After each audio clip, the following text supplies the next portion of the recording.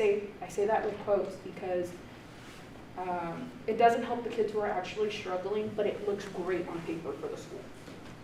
This program works because by law, schools can only drug test students in extracurriculars.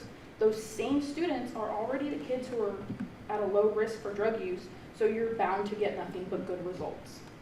These results completely neglect the kids who are actually at a higher risk for drug use, and nothing gets done for them with this program.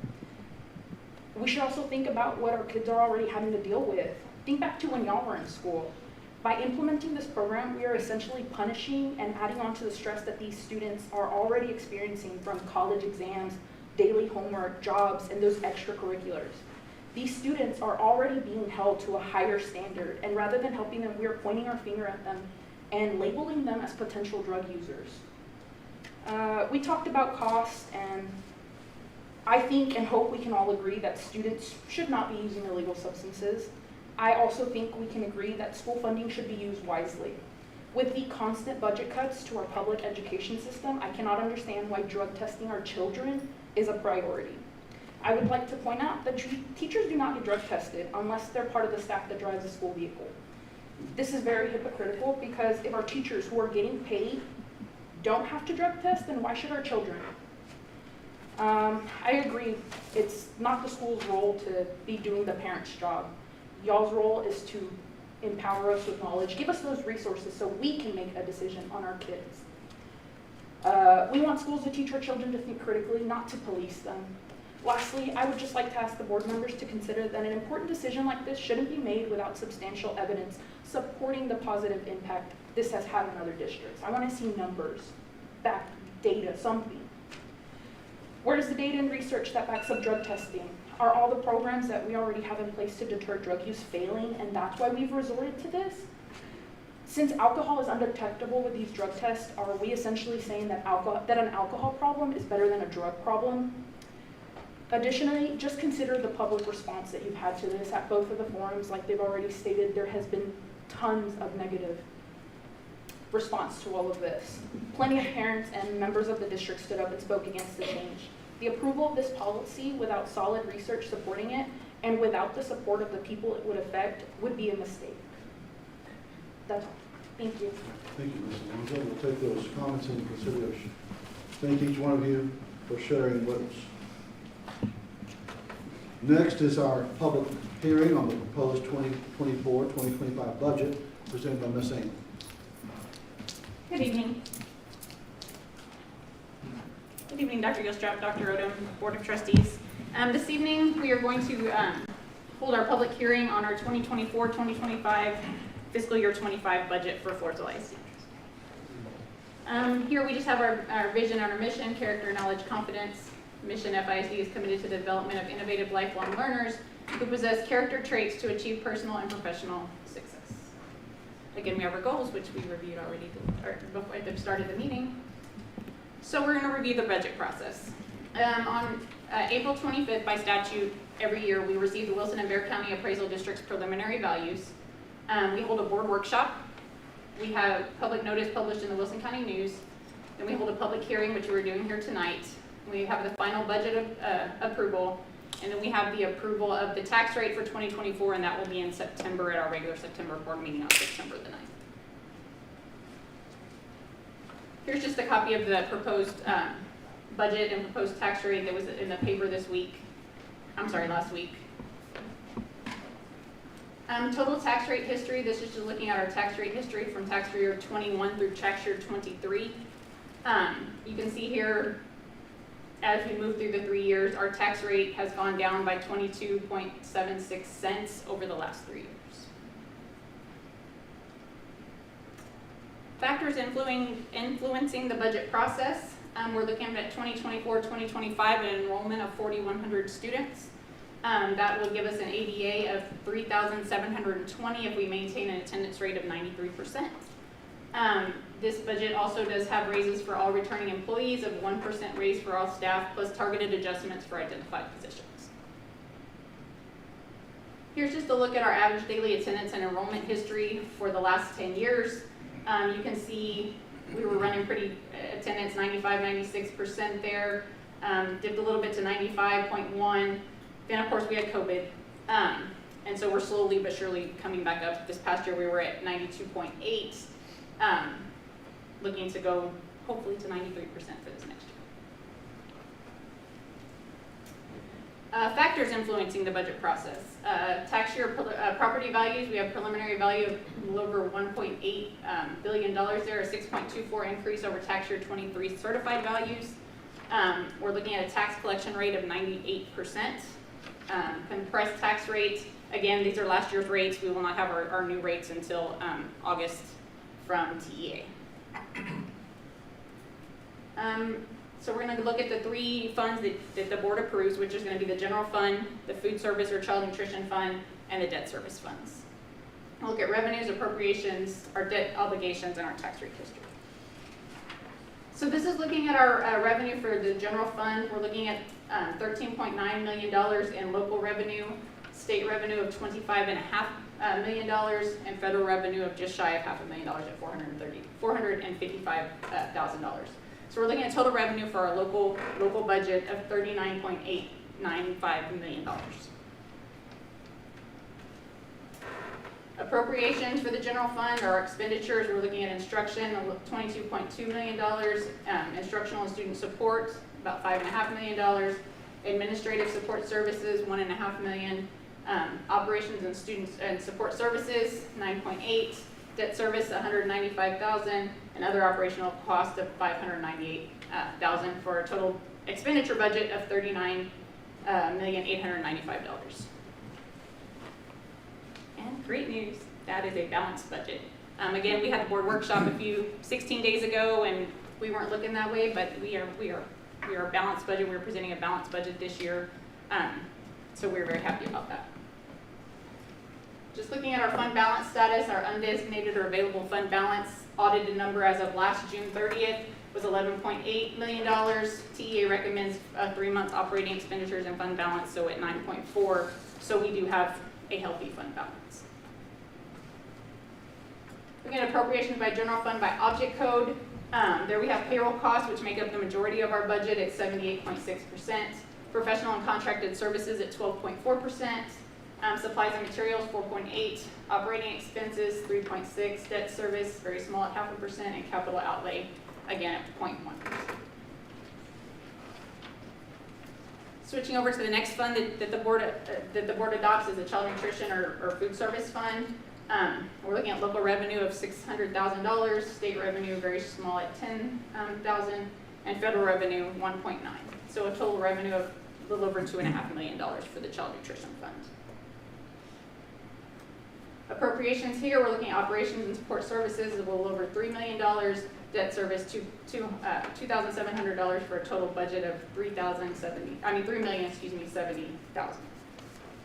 You will notice this is a deficit budget. Again, the child nutrition fund has a very, very healthy excess fund balance that TDA requires us to spend down, and that money can only be used on child nutrition related expenditures. We do have a per TDA of Texas Department of Agriculture, we must reduce the child fund balance. We do have an approved plan by them from February, so we're working on spending those things down and buying things for the cafeteria and doing things to improve our child nutrition. Looking at our debt obligations for this year, these are our series of bonds that we have outstanding. We've got principal at a little over $3 million that we have obligations for this year.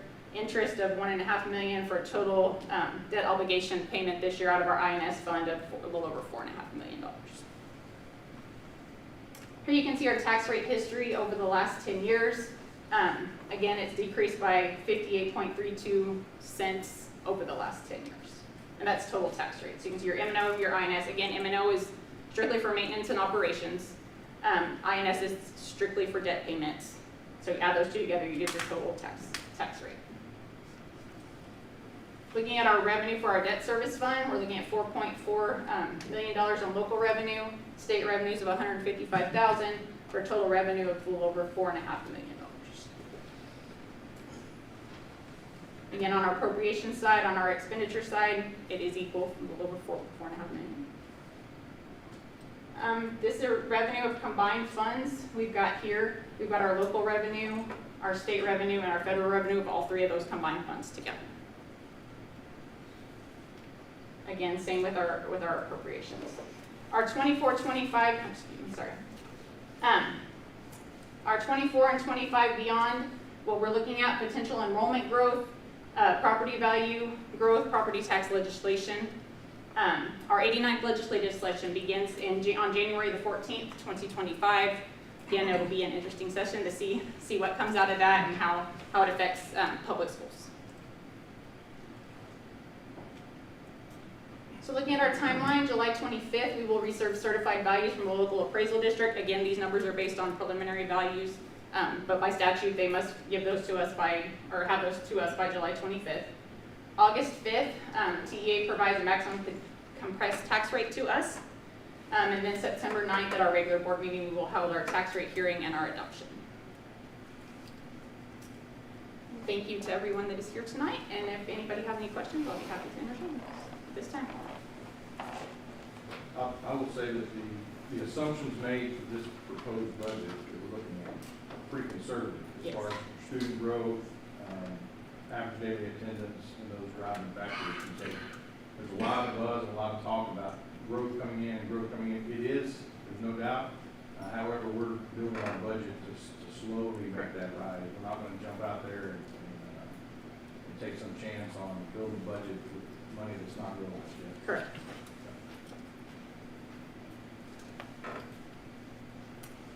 Any questions? Any questions from the floor? All right, thank you very much. Thank you, Ms. Engel. We will not hear our reports and updates, like Bill Sharp, and we'll go to the superintendent. Yes, Dr. Odom, thank you, sir. Board members, just want to say thank you to those board members that were able to go to our TASB Summer Leadership Institute a couple of weeks ago. It was really a great opportunity to hear some outstanding speakers, receive some information on some very relevant topics around the state, as well as networking with some board members from all over the state. It's always good to be there and share stories and information with other districts. There were some great speakers there, but one of them by the name of Jamie Ballmer really had a very interesting story. He is a former businessman who had a business. He wound up selling that business, and now he's advocating for public education. But it's his story about how he realized running a school is not like running a business. There are some factors to it. Obviously, we just got through talking about budget, but whenever it comes to educating kids and the day-to-day things that take place in school, really aren't run like a business, and if we do, the kids fall between the cracks. So it was really interesting to hear him talk, as well as all the others. Provided in the board packet this evening is a calendar for board meetings for the 24-25 year. Per policy, regular board meetings will be held the first Monday at 6:30. There are two exceptions to that. One of them is in September due to Labor Day.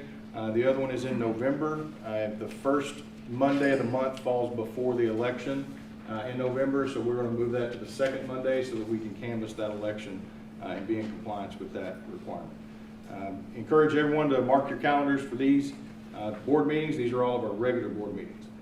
A list of current professional openings is also provided in your board packet, just to kind of keep you informed of some of the positions that we do have and that we are looking for.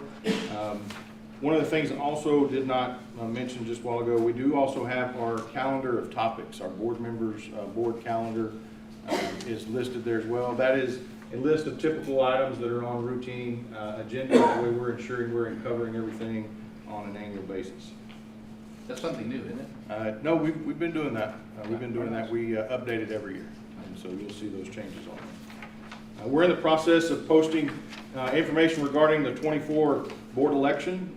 Just a few reminders that district positions 1, 4, and 7 are up. Applications are open July the 20th through August the 19th. About 5 o'clock is the filing deadline. Election day will be May the 5th. Our maintenance department continues to do their summer works, completing a lot of projects with all of the kids and staff out of the building. It's their opportunity to get in and not only do some deep cleaning, but to complete some of our preventative maintenance projects to make sure we're ready to go for the first day of school. So I want to recognize them and thank them for all of their hard work this summer. Don't forget to mark your calendars. On Thursday, July the 25th, we will have our board admin dinner at Mr. Shodrock's house. So thank you, Mr. Shodrock, for hosting us. That'll be a great opportunity to kick off our new school year as we get to spend some time with our administrators and our board in some time of fellowship and get to know one another. Per policy DC local, beginning April 1st through August 31st, the board does pass along, delegate to the superintendent all hiring authority, but we do provide to you a list of contract employees that have been offered contracts in the recent weeks. Again, that is in order to keep competitive. So if we're interviewing a candidate, we like them, they go to another district the next day and interview, and that district's able to hand them a contract, and we're having to wait, we're going to miss out on some great candidates. And so that just keeps us very competitive in the job market. One thing that we recently found was that Alamo College has recently announced a change in their spring break. And this just came up. So we are reviewing our calendar to see how that's going to affect us. We typically try to mirror Alamo College because we do have kids that go there during the school day for some of their advanced academies. And if our spring breaks are different, our kids are going to have to go to school during our spring break. And then vice versa, whenever we're at school, they're going to be having spring break there. So it throws their calendars and schedules off. So we're going to be reviewing that. As we look at other districts around us, it's really kind of spotted between 2 different weeks in March. But we apologize, but if that needs to come to the board, then we'll bring that to you. But we're reviewing that. We just recently found that out. There's also a list of events of upcoming, just some things to make sure you have on your calendars. Back to School Bash, August the 7th at 6 o'clock. That'll be at the high school. We're also going to have our district convocation on Friday the 9th, so I invite all the board members to be there for that along with all of our staff. And then obviously our first day of school will be Wednesday, August the 14th. It'll be here before you know it. So we'll be ready to go. Does anyone have any questions? Okay. Thank you, Dr. Gilstrap. Now we will have the DIP formative review given by Dr. Wade.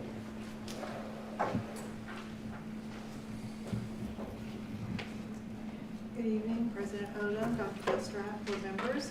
Tonight, I will be providing you a short summary of the summative review of our district improvement plan for this last year of 2023-24. The district, as you well know, has 4 goals which drive our district improvement plan. Those goals are also the goals of our strategic plan. So when we review our district improvement plan, we're also reviewing our strategic plan. The district and campus leadership evaluated our progress in June and completed a summative review for each performance objective. You have a complete summative review in your board packet, but I will only be providing an overview of the status of meeting those goals. So for 23-24, the FISD had a total of 4 goals and 14 performance objectives. The performance objectives are summatively evaluated as either exceeded, meets, significant progress, some progress, no progress. Of those 14 objectives, we met 57% or 8 of those objectives and had significant progress on the remaining, and no progress or no ratings and some progress, no progress. Well, that's good news, right? In the final quarter of our review, the strategies are also evaluated as whether we accomplished them, whether they need to be continued or modified, or whether they need to be discontinued. So of the 30 strategies that we identified this past year, 70% of them were accomplished, and 27% were identified as to be either continued or modified for next year, and 3% were discontinued. That's one strategy, and that relates to some ESSER-funded positions that we could not put into our budget. So that's about our behavior specialists at Delaware. The 8 strategies that are going to be continued include things like providing supports for behavior in our multi-tier systems of support, providing supports to get students grade level ready for reading and math, and supports for students receiving special education services, continuing our implementation of our learner center environment with our Floresville ISD learning experience, and business and community input. So what's next? The district began in January and March, believe it or not, evaluating data to see what we needed to do for this next school year. And we developed a draft district improvement plan for next school year last month and this month. We got input from our district education improvement committee on May the 14th. And our district and campus leaders are reviewing the DIP strategies 1 goal at a time this month in June. So I will have the recommendation for the district improvement improvement plan for 2024-25 at the August board meeting. I'll be glad to answer any questions that you have.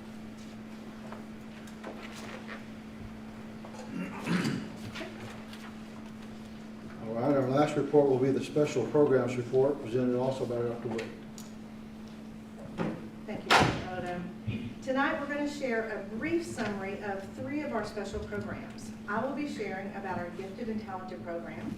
Alejandro Guzman, our bilingual ESL specialist and coach, will provide an update on our bilingual education program. And then finally, Leanne Marshall, our CTE coordinator, will share an overview of this year's CTE program. For the year 2023-24, FISD provided gifted and talented services to a total of 319 identified students. That represents 7.9% of our population. The Texas Education Agency recommends that the percentage be somewhere between 4 and 7%, so we are well above the percentage to identify and provide services. I'm also providing a few pictures just of the spring Gifted and Talent showcases that were held across the district at campuses. One of the areas that we have been working on is the demographic population of our identified gifted and talented students. One way we address that equitable participation is a universal screening of all students in one grade level utilizing an online assessment to try to eliminate bias. But we look at our demographic distribution every year, and this year we're noticing that there's an area of growth that we have in our African American and Hispanic student populations. According to the Texas State Plan for Gifted and Talented Students, programs should mirror the demographic distribution of the district within 80%. So the targets that you see over there are 80% of the target, because that's the minimum requirement. So we should have 174 Hispanic students. We have 159. It's not too far off. And we should have 3 African American students. We have 2. However, as I said, we are working and have improved this distribution since we started that universal screening and an online assessment. So, as I said, part of that equitable distribution of services is to do a universal screening. So every spring, we screen every kindergarten student, 300 so.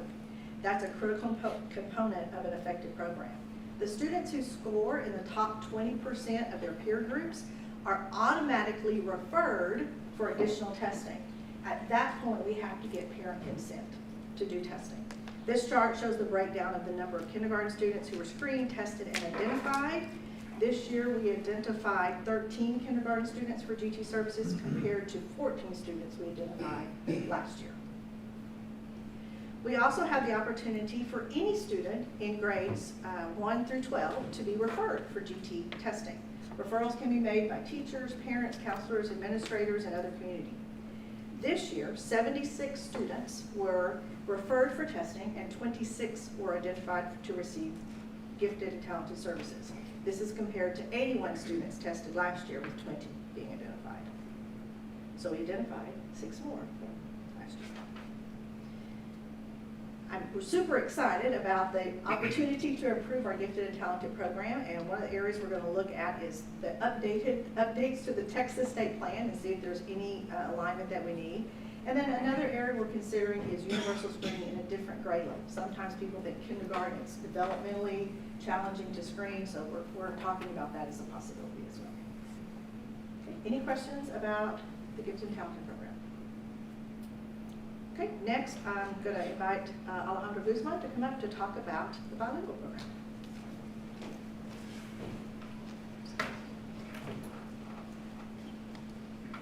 Good evening, Dr. Dilstra, Board President, and Board members.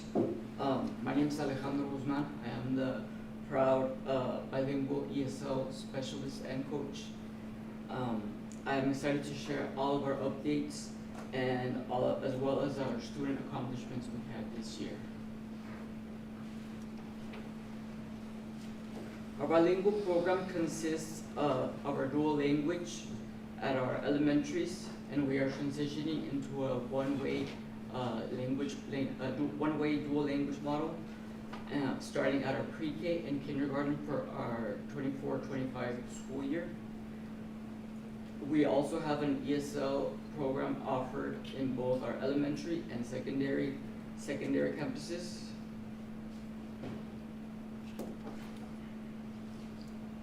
We have seen an increase in the number of emergent bilinguals this year, as well as an increase in the percentage of students in our total population. Our percentage of emergent bilinguals has increased from 9.35% as of last year to 9.55% this year. Emergent bilingual students generate specific funding in Title III and bilingual ESL allotment.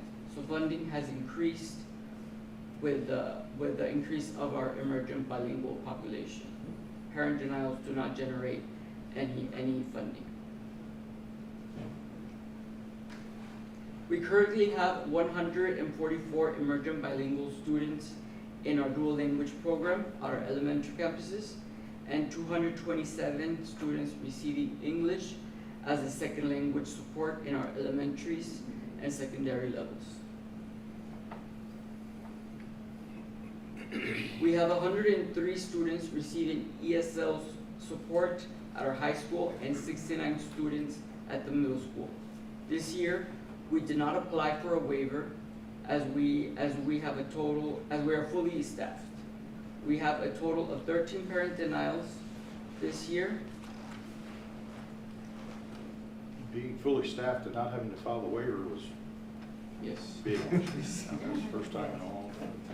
Here we can look at our bilingual and ESL enrollment by each grade level. We can see that we have 31 fifth graders in the dual language program, as we now offer fifth grade in both campuses, Floresville South and Floresville North. We also have a total of 9 ESL students, 8 being content-based and 1 being pull out in fifth grade.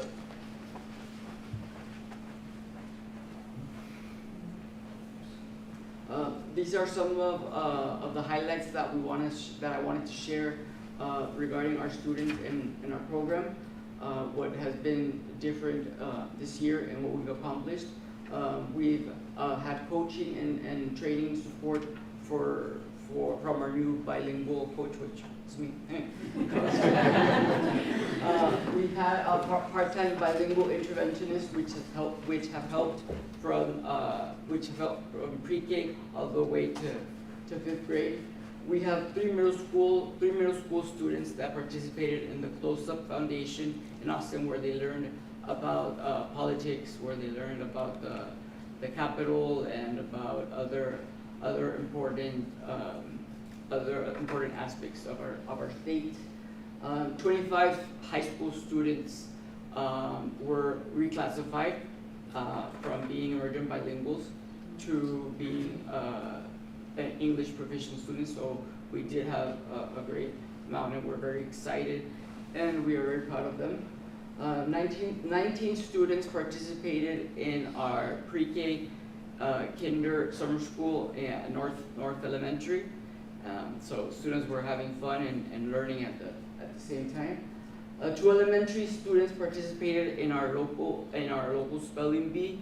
One in middle school and another student in the middle school, and they went to and participated in the region 20, where they both participated and went too far. Unfortunately they didn't win, but they had a great time and they participated. We had a great attendance at our 2 emergent bilingual meetings, where we invited our emergent families. Parents came and listened to the community and community resources and information that were given to them. Floresville South Elementary and Floresville North Elementary had different showcases, such as multicultural clubs and other events, bringing in our cultural groups, which were very successful. So we are very proud of all of our students and teachers who have been part of all this. Any questions?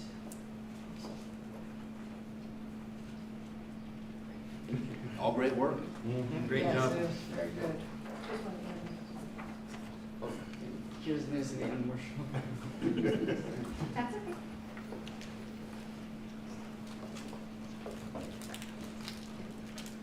Okay, good evening, Dr. Gilstrap, Dr. Odom, and school board members. Thank you for having me here this evening to present information on our CTE program and the accomplishments for this year.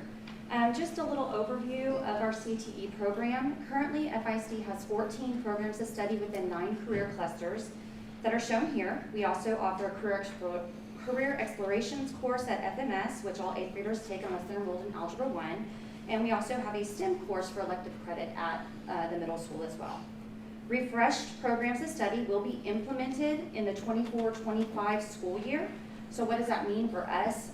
Mainly a lot of that is name changes to our programs of study, and the coursework for the coherent sequence will remain the same. So as noted here, applied agricultural engineering will be called agricultural technology and mechanical systems next year. Graphic design and multimedia arts will be called graphic design and interactive media. There will not be a STEM career cluster next year. The state is redesigning that, so the cybersecurity program will actually be moved out of the STEM cluster and under the information technology area. Automotive will be called automotive and collision repair, and the health science career cluster for healthcare diagnostics and healthcare therapeutics is now going to be combined. And so it will be called diagnostic and therapeutic services, while the exercise, science, and wellness will be renamed to exercise, science, wellness, and restoration. So a lot of name changes going on there. It is a mouthful, lots of long names. What this also means for us is the number of programs will actually be reduced because of some of those consolidations. One of the things we also are working towards is the addition of courses to begin a marketing and sales program under our business career cluster. Here you will see enrollment by career cluster. Our enrollment in our CTE programs is strong across all the boards. We are also seeing growth trends for 2 years in a row for culinary. And you'll see the growth trends noted by an asterisk. So if there's an asterisk by there, then they have improved in enrollment from the previous year. And then we are seeing 3 years of growth, particularly in the welding and automotive areas.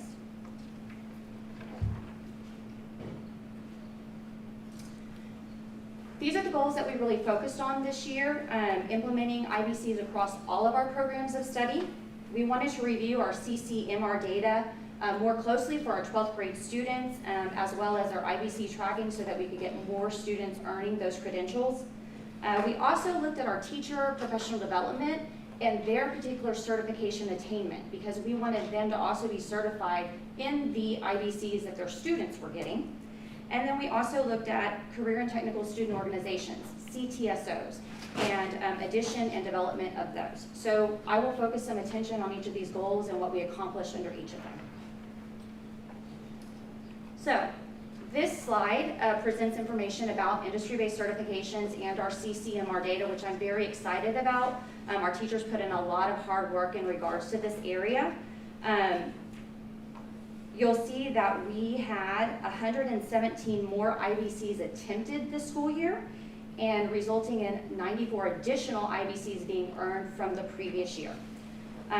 You will also see in the second chart where we were doing some of our focused attention on our 12th grade students, and we saw a 20% gain in the number of graduates this year obtaining their CCMR point. So it was an increase from 56.2% from last year to 76% of our seniors getting their CCMR point. And then in regards to where their CCMR points were coming from, when you're looking at our CTE realm, 50% of that came from CTE, which was an increase of 26 percentage points from the year before. And I do tell my CTE team, y'all are the game changers. Y'all are the ones that are going to make the difference in our CCMR rating, our accountability rating here at the high school. The next slide looks at all of our IBCs.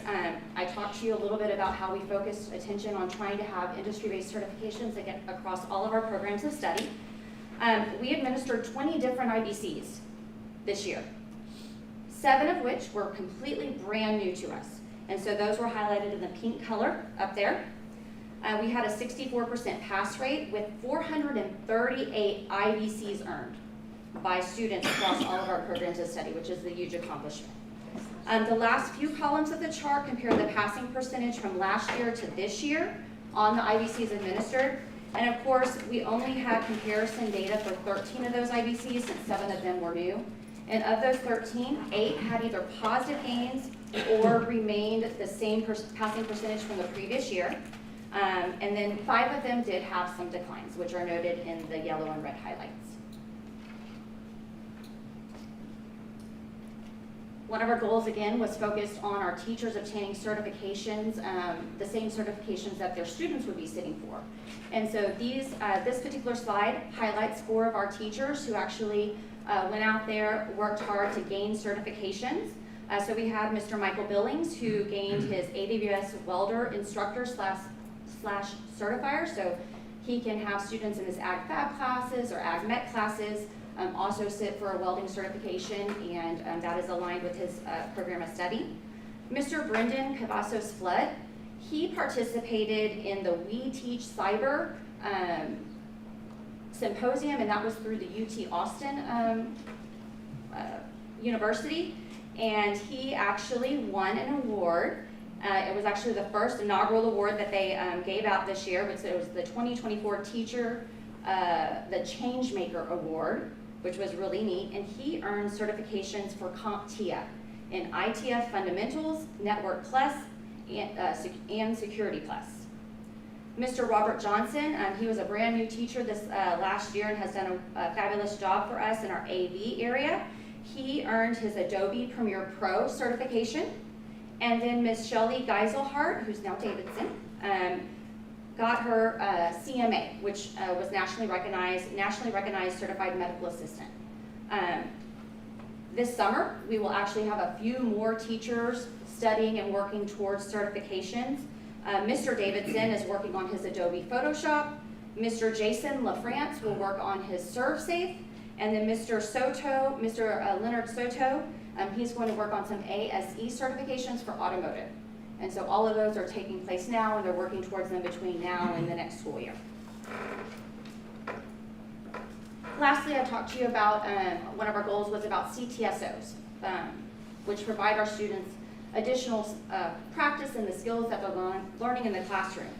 This year, we added the HOSA program, which is for our health science students. And then Mr. Soto also formed the automotive team for the ACE race. And they competed in April. I'm not sure if you're aware of their results, but we were very proud of them. They competed in the rookie class.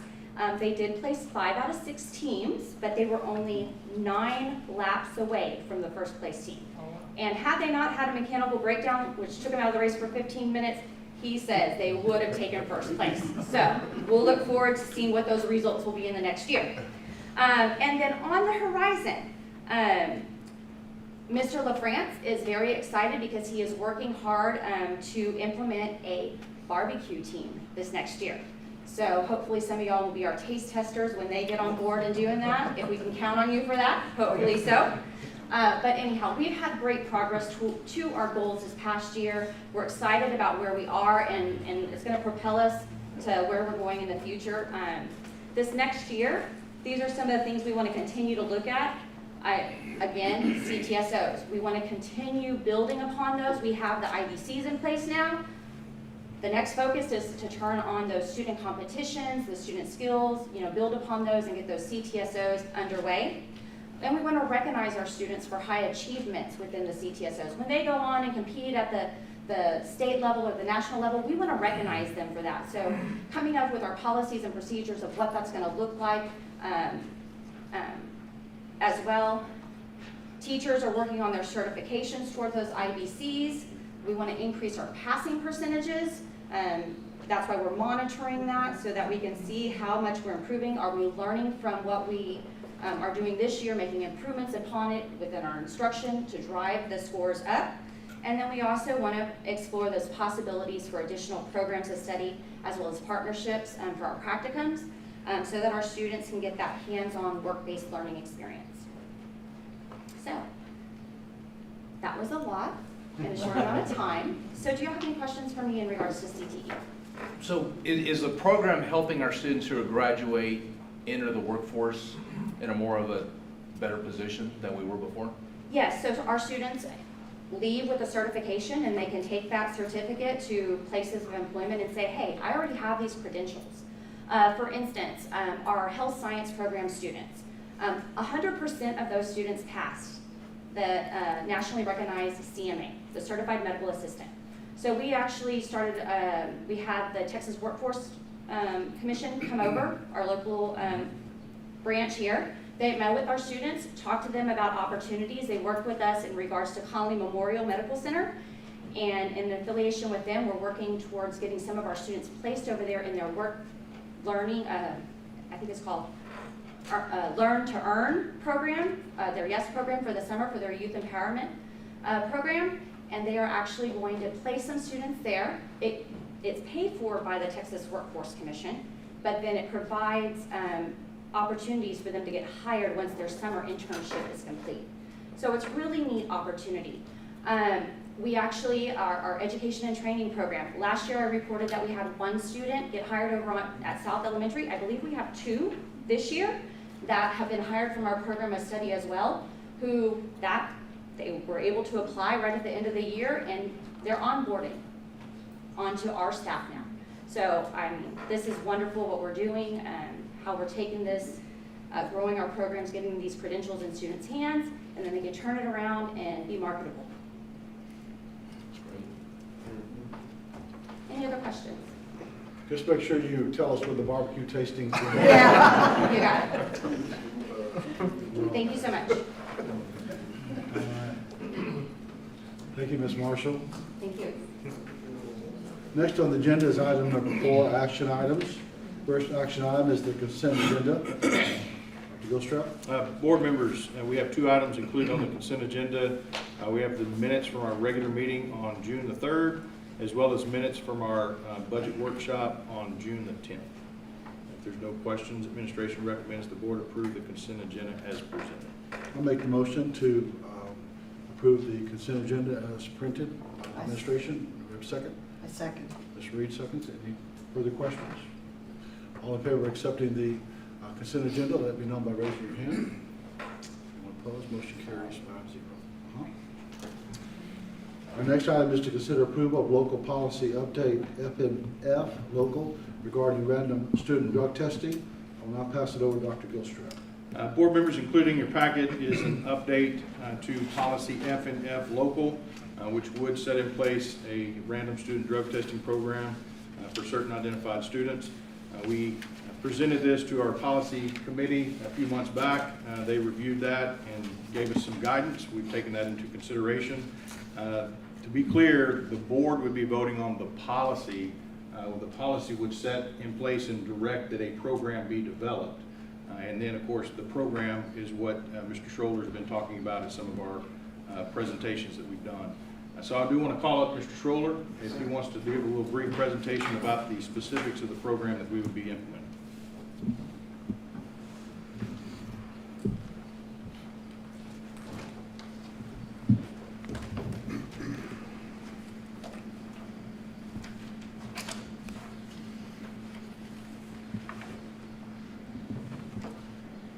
Good evening, Superintendent of Schools, Board President, Board of Trustees. Tonight, I will be presenting a brief report on the proposed random student drug testing program. Last school year, a 12-member district committee met multiple times to develop the guidelines for this proposal. The committee reached out to other area school districts that have implemented similar programs to gather feedback on their experiences, including challenges faced, lessons learned, and adjustments made over time to improve their programs. The district is deeply committed to maintaining a safe, secure, and healthy environment for all of our students. Implementing a drug testing policy is an additional measure to protect our students. The aim of this program is to foster a drug-free environment by being proactive rather than reactive, and to deter students of illegal drug use. It focuses on prevention, counseling, and support services for those who test positive, providing students with a credible way to resist peer pressure. Regarding testing procedures, a minimum of 25 students will be randomly tested at least twice per semester throughout the school year using an 8-panel drug test. This applies to students in grades 7 through 12 who participate in the following: UIL competitions, athletics, extra co-curricular activities, student activities in organizations, and or have a permit to drive and or park on campus. The district, Floresville ISD, will not be involved in the student selection process. Selected students will be randomly pulled from class using student identification numbers, not individual names, for confidentiality purposes through a double-blind random numeric generator software program. Testing will occur in a designated area on campus. The why is to ensure integrity, privacy, and confidentiality. Pinnacle Medical Management will conduct the testing with a medical review officer and or a certified collector to facilitate and collect samples. Testing will be done by a urinalysis using accepted immunological screening procedures because it is accurate and reliable. Regarding informed consent, before a student can participate, both the student and parent must sign a consent form along with signing the student-parent handbook that we develop each year, agreeing to adhere to the rules and procedures of the program. Information pertaining to random student drug testing will be disseminated through extra co-curricular parent meetings and at all orientations, and will be posted on our district website. Positive student test results will lead to a range of consequences and student support services, along with a conference with the student and the student's parent and administrator, and along with the coach or sponsor of the extracurricular activity to discuss the positive test result, the consequences, and the support systems the district will put in place. For a first positive test result, the student will be suspended from games, any and all performances, and other events for 15 instructional days. A second offense results in a 30-day suspension, and a third offense leads to a 90-day suspension and or the remainder of the academic school year.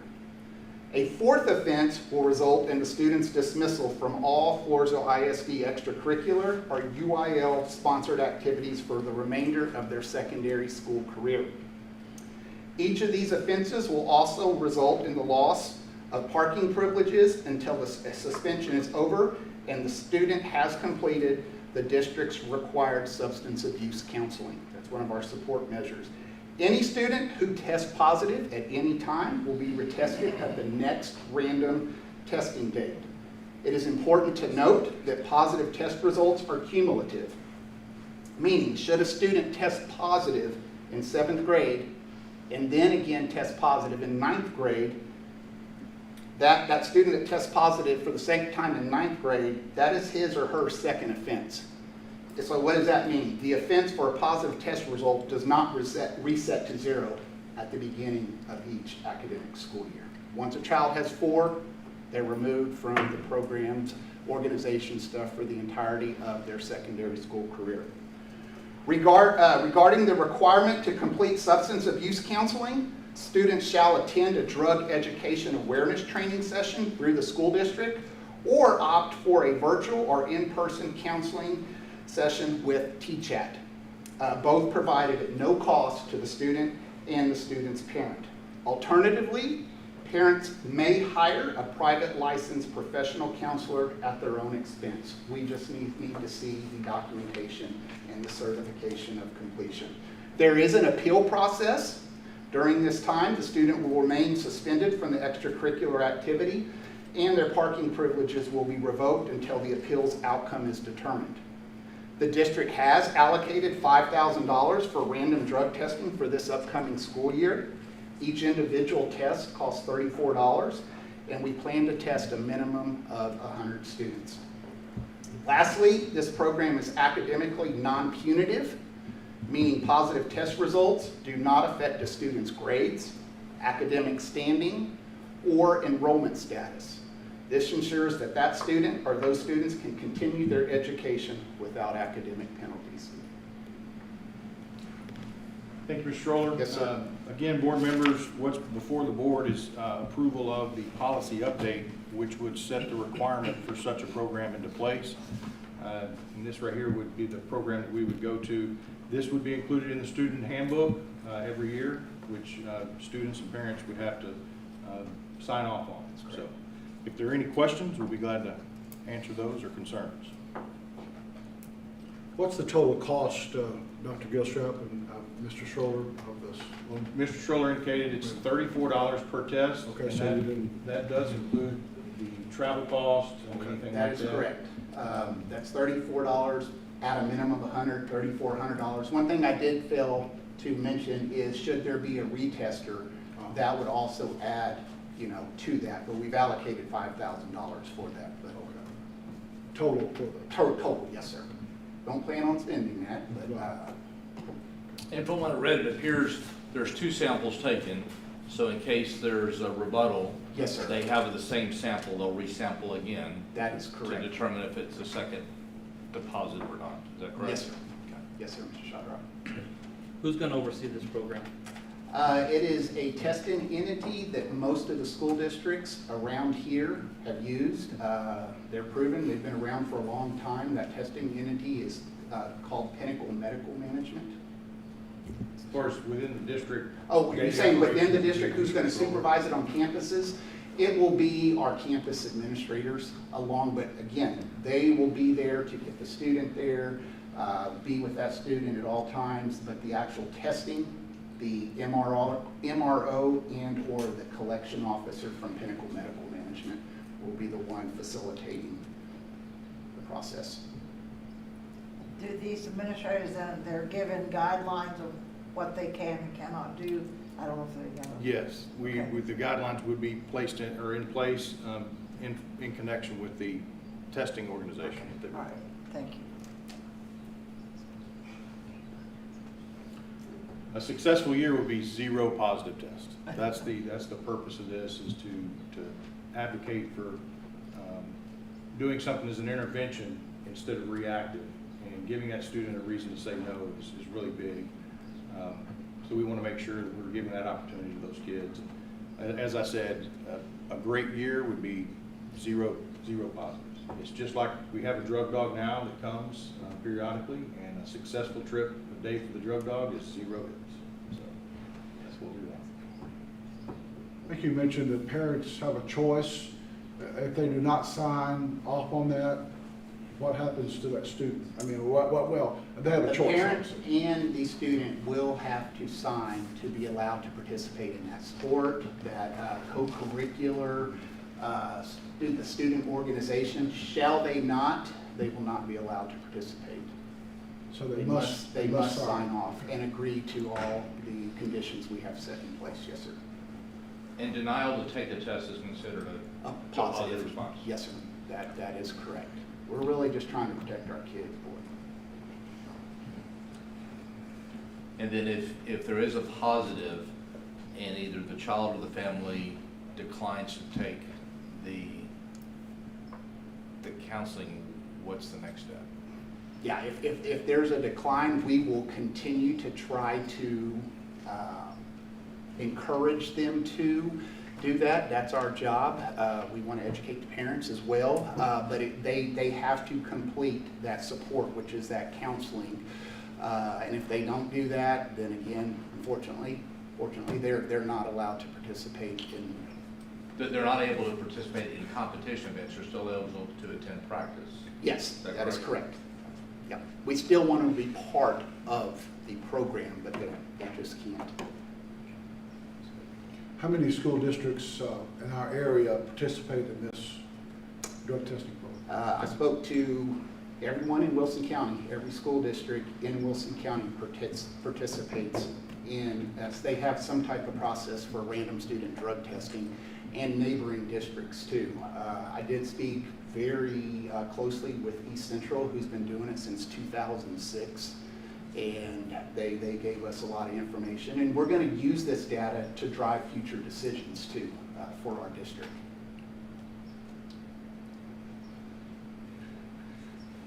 Italia is also another district. So It's across the state. It really is. This is very common to have a practice like this in districts that I've been at since I was coaching 25 years ago. It's been a practice in districts. Even your kids that are going to your weightlifting, once they get powerlifting, once they get to the state level, they get drug tested at that point. So. Well, I see this as I don't see this as negative personally, but a very strong positive, because we're trying to protect our students.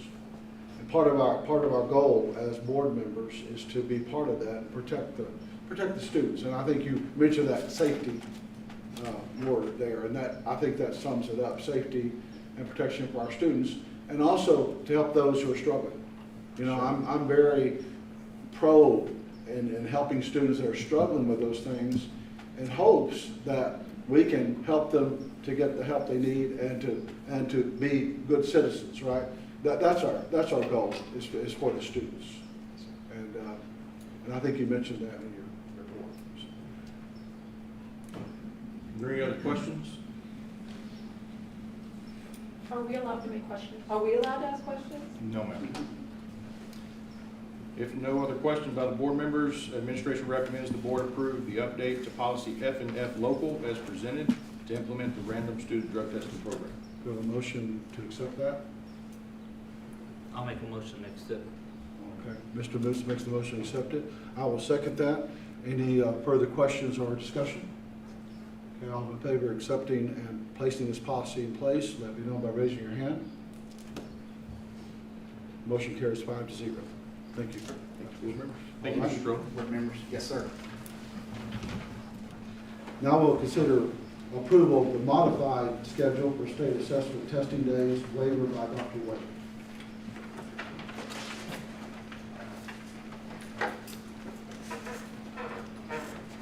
Good evening again, board.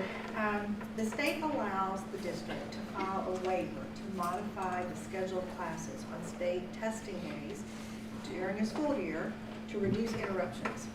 Students who are not being tested still have to meet the minimum 2-hour and 4-hour requirement for us to get funding. The district is allowed to request a waiver for 3 consecutive years.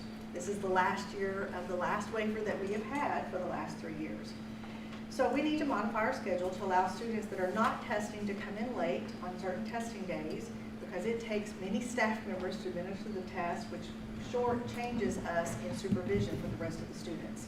Allowing them to come in late frees up space for testing, and also make sure we have enough staff to monitor testing. The waiver we're requesting tonight would cover the next 3 years, beginning 24-25 through 26-27. Any questions? No questions? Administration recommends the board approve the submission of the TA waiver to modify the schedule for assessment testing days. We have a motion